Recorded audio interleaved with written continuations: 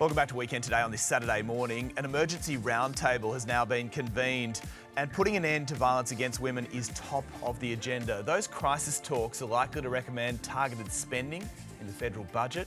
For more, let's bring in today's talkers. Commentator Carmen Braidwood in Perth and right here in the studio, Amanda Rose from Western Sydney Women. Amanda, I want to start with you because, as we know, sadly attacks against women are becoming all too regular. Is a cash splash going to fix this? Is it going to help fix it? Where do we start? Well, firstly, it's interesting that something so tragic had to happen for them to pay attention to the fact that this has been ongoing for a very long time, violence against women. There's a lack of accountability for people who attack women. So obviously they're dying in their own home from their either former or current partner. And so many women aren't believed. They go to the police, no one believes them. Next minute, they're being stalked and attacked by their partner or former partner.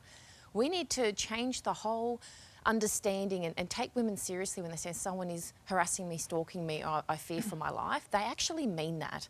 So we need to go back to the accountability of the system, but also the person doing it. Like an AVO and things like that, that's literally a piece of paper. It means absolutely nothing. Where is the accountability of the person who breached that AVO?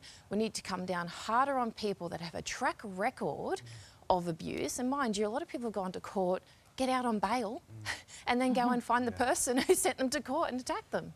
Carmen, and this is a question for both of you. I want to know, do you feel safe?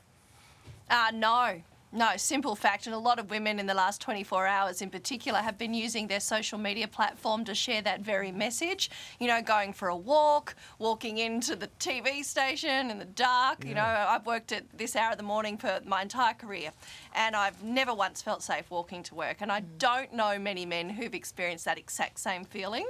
And I've asked, so, I mean, I've surveyed the guys I've worked with and they don't feel that way. That's just a sad reality. It is. And I don't understand why we can't be equipped. I mean, I don't think it's a justification of, you know, we have to be, but why can't we carry mace, right? If someone's coming at me at 3 a.m. in the morning or just even in the middle of the day these days, people are attacking, or an ex-partner or someone like that wants to attack you, why can't women have something in their purse? Yes, you've got to be accountable for when you use it, but we need something to protect us because it's 100% true. We go everywhere in pairs or in groups because of that exact thing. Okay, ladies, moving on right now. Victoria Health has slammed tech giants for spying on kids using ads to sell cigarettes, alcohol, junk food. Amanda, to you first. How vulnerable are our kids online, do you reckon?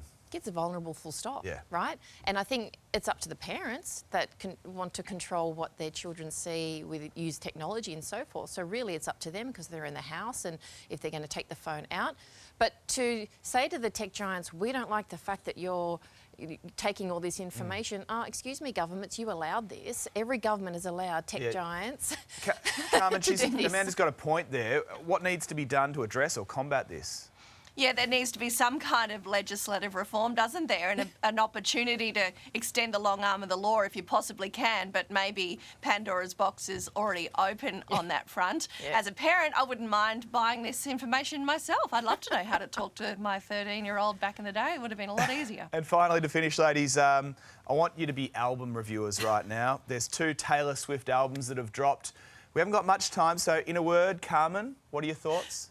Marketing masterclass as usual from Taylor. Not one album, 2, and bringing back the album experience. Amanda, I feel like you're not impressed. I think it's a bit depressing.